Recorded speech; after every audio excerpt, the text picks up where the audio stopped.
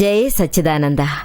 మీ అందరిలోనూ కొలువై ఉన్న పరమాత్మకు నా మనఃపూర్వకంగా శిరస్సు వంచి నమస్కరిస్తున్నా.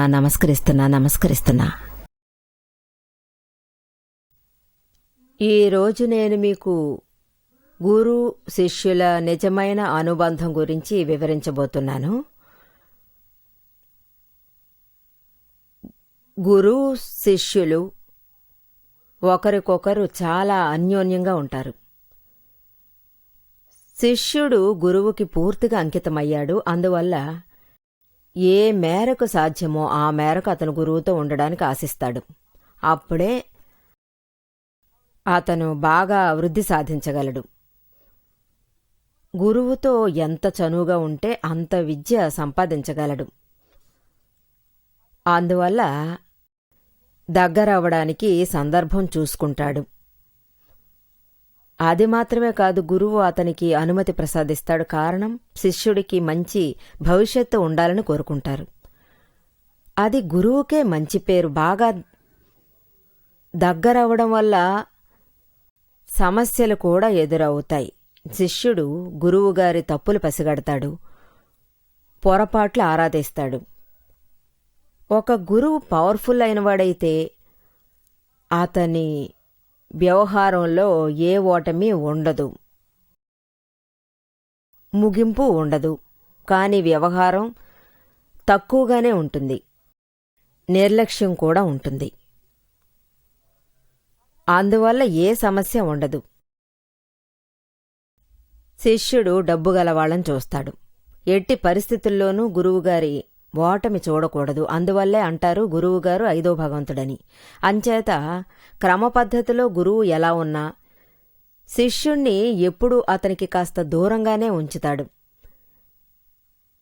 తర్వాత టైం వచ్చినప్పుడు ఆ టైంలో మాత్రం అతనికి శిష్యునికి గురువు తనతో ఉండడానికి పర్మిషన్ ఇస్తాడు. లేదు, బాగా దగ్గరవ్వడానికి అనుమతిస్తే అతను దోషాలు పసిగట్టడం మొదలెడతాడు. అందువల్లే గురువుని 5వ భగవంతుడు అంటారు. కాని శిష్యుడు అంటే అతను నిజమైన శిష్యుడై ఉంటే అతనికి ఈ హెచ్చరిక ముందే ఉండుండాలి. కాని గురువుని స్వీకరించేటప్పుడు బాగా జాగ్రత్త వహించాలి. వాళ్లని ఎలా కనిపెట్టాలి, ఎలా సోదా చేయాలి, వీటన్నిటి గురించి అతను ఆలోచిస్తుంటాడు. కాని గురువుని స్వీకరించిన తర్వాత అందులో నిజాయితీ పాటించాలి. తర్వాత అతని ఓటమికి దారి తీయకూడదు. ఇది పద్ధతి కాదు. ఆ తర్వాత ఓటమిని వెతుక్కుంటే పెద్ద సమస్యలు ఎదురవుతాయి. కారణం, మిమ్మల్ని ఎత్తుకు తీసుకెళ్లే నిచ్చెనను మీరే విరిచి పారేస్తే ఇక మీరెలా ఎత్తుకు వెళ్లగలరు? ఈ విషయాన్ని మీరు బ్యాలెన్స్ మైండ్తో ఆలోచించి చూడండి. అలాగే గురువుగారి అపజయాలు మనం వెతకూడదు. ఒకవేళ వెతికితే ప్రాబ్లమ్స్ మొదలవుతాయి. అంతేకాదు, దోషాలు కూడా చుట్టుకుంటాయి. ఒక్కోసారి ఏమవుతుందంటే, మీరు అనుమాన పక్షులై ఉంటే అనుమానాలే మీ కంటికి కనిపిస్తాయి. ఓ రోజు ఒక సంఘటన జరిగింది. చాలా గొప్ప సద్గురువులు వారు. అతను చాలా పవిత్రంగానూ నిర్మల బ్రహ్మచర్యం పాటించసాగాడు. ఒకరోజు ఒక భక్తుడు అతన్ని కలుసుకున్నాడు. భార్యతోనే అక్కడికి వచ్చాడు. ఇద్దరూ భక్తి శ్రద్ధలతో చాలా జాగ్రత్తగానే ఉన్నారు. గురువు దగ్గర ఇద్దరూ ఒకరోజు కూడా తప్పకుండా అతన్ని దర్శించుకునేవారు. ఆ గురువుకి బాగా మర్యాద ఇచ్చారు. గురువు మాకంటే మహా గొప్ప జ్ఞాని, మా పాలిట పుణ్యపురుషులని భక్తితో కొలిచారు, మర్యాదలవి ఇచ్చారు. ఒకసారి ఏమైందంటే, అప్పుడొచ్చి గురువు భక్తులతో ఆప్యాయంగా నడుచుకునేవాడు. అంచేత అతన్ని ప్రేమగా ఆ భక్తుని భార్య నెత్తిమీద చెయ్యి పెట్టి ఆమెను కావలించుకుని తన వెన్ను తట్టి మెచ్చుకున్నాడు. తన భర్త దూరం నుంచి చూశాడు. వెంటనే అనుమానించాడు. వీళ్ల మధ్య ఏదో ఉందని తలచి సందేహపడ్డం మొదలెట్టాడు. తన పెళ్ళాం శీలాన్ని అతను శంకించటం ప్రారంభించాడు. ఆ నిజంగానే ఏ తప్పు జరగలేదు. కాని అందరి మధ్యలో గురువు అలా ప్రవర్తించారే, భక్తుని ఇల్లాల్ని ఆశీర్వదించారు, వెన్ను తట్టి మెచ్చుకున్నారు కదా, అది తప్ప వేరే ఏమీ జరగలేదు. కాని ఆయనకు అనుమానం మొదలైంది. బాగా అనుమానించాడు. భార్య శీలాన్ని శంకించాడు. భార్య మీద కేకలేశాడు. అంతేకాదు, అతను గురువు నుంచి తప్పుకున్నాడు. ఆ తర్వాత అతన్ని కలుసుకోవడానికి వెళ్ళలేదు. కాని భార్య అక్కడికి వచ్చేది. తను సద్గురువుతో ఏమందంటే, గురువుగారు, మా ఆయన నన్ను అన్యాయంగా అనుమానిస్తున్నారు, అందువల్లే నేను మిమ్మల్ని దర్శించుకోవట్లేదు. ఆయనకి మీ మీద పీకల దాకా కోపం. ఆయన మనసులో నా మీద విపరీతమైన కోపం ఉంది, అందువల్ల నా మీద విరుచుకు పడుతున్నారు. గురువుగారిని కలుసుకుంటే కష్టాలు ఎక్కువైపోతాయి. అది మాత్రమే కాదండి, నేను పవిత్రంగా ఉన్న ఆయన దోషంలా భావిస్తున్నారు, బాధపెట్టి చంపుతున్నారు. అతని మనసులో ఆవేదన చోటు చేసుకుంది. కాని గురువుకి ఎటువంటి సమస్య లేదు. కారణం ఏంటంటే, ఆయన వరకు ఆయన ప్యూర్గానే ఉన్నారు. మరి ఎందుకని భయపడి చావాలి? గురువు ఆ ఇల్లాలతో అన్నారు, మీరు మీ ఇంటికెళ్ళి మీ శ్రీవారికి నా ఆశీస్సులు అందజేయండి, ఆయన రమ్మని చెప్పండి. ఎందుకని ఆయన ఇక్కడికి రావట్లేదు? కాని భర్త దాని గురించి తలచి కొన్నాళ్ల తర్వాత పశ్చాత్తాపంతో కుమిలిపోయాడు. నేను చాలా పెద్ద తప్పు చేశాను, గురువుగారిని పోయి సందేహించానే అని వాపోయాడు. తన భార్య అలాంటిది కాదని అతనికి బాగా తెలుసు. గురువు అలాంటి మనిషి కాదని తెలుసు. కాని మనసులో అనుమాన బీజం పెరిగింది. ఒకసారి మనసులో అనుమానం మొదలైతే అది పోనే పోదు, నిజంగా పోనే పోదు. ఫైనల్గా 8 రోజుల తర్వాత ఆయన గురువును వెతుక్కుంటూ వెళ్లారు. ఆయన కాళ్ల మీద పడ్డాడు. గురువుగారి పాదాలు పట్టుకుని మనస్ఫూర్తిగా క్షమాపణ కోరాడు. గురువు చాలా వినయంగా ఏమీ జరగనట్టు ఆశ్చర్యపోతూ చాలా ఆప్యాయంగా లేపి ఆయన్ని ఆశీర్వదించాడు. పక్కనకు కూర్చోబెట్టుకుని మాట్లాడారు. అంతకు మించి ఏం మాట్లాడలేదు. ఈ సంఘటన గురించి తనకు తెలియనట్టు నటించాడు. అది చూసినప్పుడు శిష్యునికి అతని పట్ల అమితమైన భక్తిభావం కలిగింది. ఎంత గొప్ప మనిషి, ఇంతటి గొప్ప త్యాగి ఎక్కడైనా ఉంటారా? నా పట్ల ఆయనకి రవ్వంతైనా ద్వేషం లేదు, నాతో అసలు చిచ్చి అని కూడా అనలేదు. వెంటనే ఆయన గురువుగారి పాదాలకి నమస్కారం చేశాడు. చాలాసేపు ఏడుస్తూ ఉండిపోయాడు. కన్నీళ్లతో గురువుగారికి పాదాభిషేకం చేశాడు, నమస్కారం చేశాడు, మన్నించమని కోరాడు. గురువుగారెప్పుడూ కరుణా సముద్రులు కదా, ఆయన క్షమించానని అనక్కర్లేదు. సద్గురువుతో క్షమాపణ కోసం ఎదురు చూడనే అక్కర్లేదు. అతనికెప్పుడూ ఆయన ఆశీస్సులు ఉంటాయి. శిష్యుడు ఏం చేసినా, ఎంత ద్రోహం తలపెట్టినా ఆయన అసలు శిష్యుని ద్వేషించడు. ఆయనలో ఎప్పుడూ క్షమించే గుణం ఉంటుంది. గురువు ఎవర్నీ దోషిగా చూడరు, ఎవర్నీ నేరస్తుడిగా భావించరు. గురువు ఎందుకని వాళ్ళని ద్వేషించాలి? అందువల్ల నేరస్తులుగా చూడనప్పుడు వాళ్లను క్షమించాల్సిన అవసరం ఉండదు. జ్ఞానంలో ఉన్నత స్థానాన్ని ఆయన అందుకున్నారు. అంటే క్షమాభిక్ష అనే సమస్య మచ్చుకైనా కనిపించదు. గురువు అలా ఉండడానికి కారణం ఆయన ఎవర్నీ దోషులుగా చూడడు కాబట్టి. ఈ లోకంలో ఎవరిని దోషులుగా చూడరు. మరి శిష్యుల్ని ఎలా చూస్తాడు? ఒకవేళ గురువు శిష్యుల్ని దోషిగా చూస్తే శిష్యుడు గురువు దగ్గర చాలా కాలం ఉండలేడు. అతని ఏదో ఒకనాడు గురువును వదిలేసి పారిపోతాడు. కారణం అతను దాన్ని భరించలేడు కాబట్టి. ఈ లోకంలో బంధుత్వాలున్నాయి. మన ఫ్యామిలీలో హస్బెండ్, వైఫ్, తల్లిదండ్రులు, పిల్లలు అందరూ ఇతరులను తప్పుపడుతూ ఉంటారు. అది కూడా తప్పే. ఒకవేళ అలా చూసినా ఏం చేయగలరు? బంధాన్ని నిలబెట్టుకోవాలి కదా, దాన్ని కాలదనుకోలేరుగా. కాని గురు శిష్యుల తప్పు జోలికొస్తే శిష్యుడు ఆ గురువును వదిలేసి ఎక్కడికెళ్తాడు? సో గురువుకి బరువు బాధ్యతలు ఎక్కువగా ఉంటాయి. శిష్యుని పట్ల అసలు విరోధం పెంచుకోకూడదు, గురువుని బాధకు గురి చేయకూడదు, ఏడిపించకూడదు. శిష్యుడొచ్చి ఎప్పుడూ తన గురించి తక్కువగా నీచంగా అనుకోకుండా జాగ్రత్తగా ఉండాలి. గురువుతో ప్రేమగా ఉండాలి. శిష్యుడు దోషాన్ని చూస్తే దాన్ని సరిదిద్దాలి. అప్పుడే గురు శిష్యుల అనుబంధం అభివృద్ధి చెందుతుంది. శిష్యునికి అభివృద్ధి సాధ్యమవుతుంది, గురువుకి బావుంటుంది. కానీ గురువుగారి తప్పులు పసిగడుతుంటే గురువు పట్ల భక్తి అనేది లేకుండా పోతుంది. గురువు నా మనిషి అనే భావన కలిగి ఉండాలి. గురువుని అన్యుడిగా చూస్తాడు. అలా అయితే గురువు నుంచి ఏమీ నేర్చుకోలేకపోతాడు. అందుచేత గురువుని గౌరవించాలి. అలాగే గురువుని తప్పుబడుతూ ఉంటే వాడికి చీకటే మిగులుంటుంది, వెలుగులోకి రాలేడు. అతనికి తప్పుబట్టడమే పనిగా ఉంటుంది. ఆ బుద్ధే గురువుని తప్పుగా చూపిస్తుంది.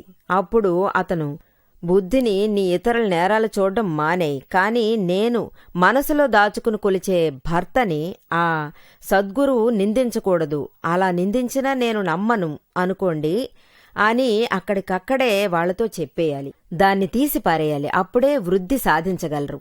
లేదంటే ఈ కలియుగంలో, భయంకరమైన ఈ కలియుగంలో భక్తుడు బాగా బాధకు గురవుతాడు. అందువల్ల దోషాలు కనిపెట్టే శిష్యుడు తన దోషాలను మరచి గురువును దోషిగా చూస్తూ ఉంటాడు. అప్పుడు అభివృద్ధి బదులు అధోగతి పాలవుతాడు. సో అందువల్ల గురువు జాగ్రత్తగా ఉండాలి, శిష్యుడు జాగ్రత్తగా ఉండాలి. ఎప్పుడూ వాళ్ల మధ్య తప్పుడు భావన కలగకూడదు. మన బుద్ధి వినాశనానికి దారి తీస్తుంది. అది ఒక పాదరసం లాంటిది. బుద్ధిని సరిగ్గా వాడుకోకుంటే అంతా నాశనం అవుతుంది. అందువల్ల ఆ బుద్ధితో మీరు చాలా జాగ్రత్తగా ఉండాలి. సద్గురువులతో వినయంగా నడుచుకోవాలి. ప్రాణమున్నంత వరకు అది క్రమంగా పాటించాలి. అప్పుడే బుద్ధి బుద్ధిగా ఉంటుంది. లేదంటే బుద్ధి ఎప్పుడూ తప్పుడు దారి చూపిస్తూ ఉంటుంది. అది మాత్రమే కాదు, అది మనల్ని మన హద్దుల నుంచి, మోక్ష మార్గం నుంచి ఎటైనా విసిరిపారేయగలదు. నాతో పాటు కొన్ని సంవత్సరాలు దీపక్ భాయ్ అనే అతను ఉండేవాడు. అతనికి 17 ఏళ్లు ఉండగానే కాలేజీ నుంచి దాదాజీ గారి సమావేశాలకు హాజరవ్వడానికి పరిగెత్తుకుంటూ వచ్చేవాడు. అందులో చాలా శ్రద్ధ చూపేవారు. అందువల్ల సమావేశాలకు వచ్చేవారు. ఇంజనీరింగ్ చదివే కుర్రాడు. అందువల్ల ఫస్ట్ క్లాసులో పాస్ అయ్యాడు. ఒకరోజు వచ్చి దాదాజీ అతని దగ్గర అడిగాడు, అదే దీపక్ భాయ్ దగ్గర, ఇలా చూడండి, మీరు కొలిచే భగవంతుణ్ణి దూషించే రకమా? ఇది చాలా కాలం క్రితం జరిగిన సంఘటన. 75లో అనుకుంటా ఈ సంఘటన జరిగింది. 74-75లో జరిగింది. దీపక్ భాయ్ తోటి దాదాజీ అడిగారు. ఆయన అన్నారు, లేదు దాదాజీ, నిరు భగవాన్ దగ్గర ఇంతవరకు నేను ఏ తప్పు చూసింది లేదు. కానీ ప్రజలు నా దగ్గరకొచ్చి వారి గురించి విషయం చెప్పేటప్పుడు నేను కూడా ఆలోచించేవాడిని. అవును, నిరు భగవాన్ చేసేది సరికాదు అని నేను కొన్నిసార్లు ఆలోచించేవాణ్ణి. నా చెవిలో చెబుతుండగానే అది నన్ను బాధ పెట్టింది. కానీ వాళ్లల్లో నేను ఇంతవరకు ఏ తప్పు చూసింది లేదు. అప్పుడు దాదాజీ ఏమన్నాడంటే, ఇలా చూడయ్యా, నువ్వు ఆ రకంగా ఎప్పుడూ అనుకోవద్దు. నేనొచ్చి నిన్ను ఈవేళ హెచ్చరిస్తున్నాను. ఈవేళ నుంచి నువ్వు భగవంతుణ్ణి తప్పుగా అనుకోవద్దు. కాబట్టి ఎందుకన్నాను అంటే, మీరు నిరు భగవంతుణ్ణి తప్పుగా అనుకున్నప్పుడు, వాళ్ల వల్ల మీరు ఎక్కిన మెట్లు వారి గురించి తప్పుగా అనుకున్నప్పుడు ఆ మెట్ల నుంచి కింద పడిపోతారు అని ఆయనతో అన్నారు. మీ చెవిలో విషాన్ని పోస్తున్నారు కదా, వాళ్ల దగ్గర నుంచి దూరం వెళ్ళండి. వాళ్ళు ఎత్తే ఊసులో మీరు ఇరుక్కోకూడదు. దాని గురించి మీరు వినడం బావుండదు అని చాలా స్ట్రిక్ట్గా చెప్పేశారు. ఆనాటి నుంచి ఈనాటి దాకా దీపక్ భాయ్ నిరు భగవంతుడి గురించి తప్పుగా అనుకోవడం కూడా లేదు. అందుచేత అతను చాలా ఉన్నత స్థాయిలో అభివృద్ధి సాధించడం మొదలెట్టాడు. అంటే తప్పు చేస్తున్నాడని అనుకుంటున్నప్పుడే, ఇంకొకరు తప్పు చేస్తున్నారని అనుకుంటున్నప్పుడే దాన్నుంచి ఏ ఫలితమూ సాధించడం కుదరదు. గురువు దగ్గర ఏదైనా తప్పులు ఉన్నాయా అని అనుకుంటూ మనసులోనే గురువు గురించి తప్పుడు లెక్కలు వేస్తూ వారిని ద్వేషించామంటే రెండింట్లో ఏదో ఒక దారిని ఎన్నుకోవడానికి మనం గురువును వదిలేసి సొంత దారులు వెతకాల్సి ఉంటుంది. లేదంటే తప్పులు కనిపెట్టడం నిజంగా ఆపేయాలి. తప్పులు పట్టడం మానేలేకపోతే గురువుని వదిలేసి రావడం మంచిది. లేదంటే మీరు సమస్యలకి లోనవుతారు. ఒకరోజు 2 వ్యక్తులు దాదాజీ కోసం వచ్చారు. వాళ్ళు దాదాజీని అనవసరంగా నలుగురిలో తప్పుగా వాగడం మొదలెట్టారు. అందరి మధ్య పిచ్చి పిచ్చిగా వాగారు. దాదాజీ ఎలాంటివారు, అలాంటివారు, ఆయన ధనవంతుల్నే చూస్తారు, పేదవాళ్ళని చూడరు అని వాగడం మొదలెట్టారు. కానీ దాదాజీ నిజంగా ఆ రకానికి చెందరు. పేదవాళ్లే ఆయన్ని ఎక్కువగా దర్శించుకుంటారు. ధనవంతులు చాలా తక్కువగానే వస్తుంటారు. అక్కడ అందరూ పేదవాళ్లే. కానీ వాళ్ల మనసులోంచి వచ్చే కోపం అలా రెచ్చగొట్టడం మొదలెడుతుంది. దాని ఫలితంగా వాళ్ళు ఆ స్థలం వదిలేసి ఎటో వెళ్ళిపోయారు.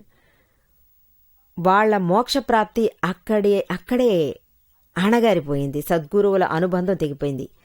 ఇలా మనకే నష్టం వాటిల్లుతుంది. గురువుకేంటి, ఆయనకి ఏ నష్టమూ ఉండదు. వస్తే రండి, రాకపోతే పొండి. అంచేత సద్గురుల వారితో ఆఖరిదాకా ఉండిపోతేనే మనకు శ్రేయస్సు అనేది ఏర్పడుతుంది.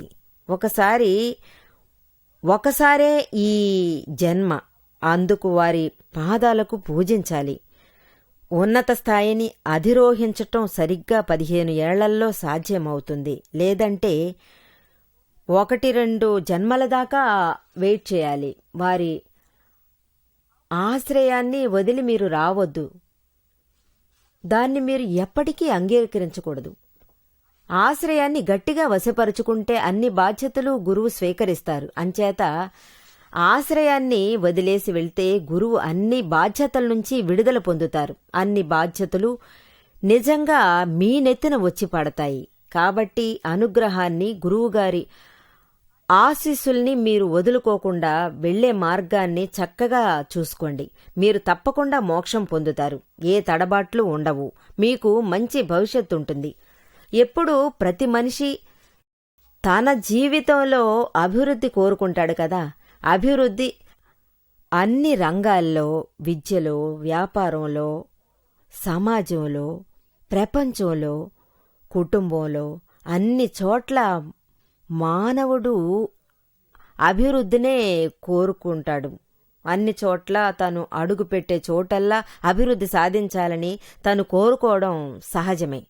వృద్ధి కోసం, దానికోసం ఏదైనా చేయడానికి తయారుగానే ఉంటాడు. అంచేత స్కూల్లో ప్రతి స్టూడెంటు తన ఎదుగుదల చూసుకుంటాడు. వాళ్ళు ప్రతి ఏడు ప్రోగ్రెస్ కార్డు తీసుకొస్తారు. పేరెంట్స్ అది చూస్తారు. బాగా మార్కులు ఉంటే పేరెంట్స్ సంతోషిస్తారు.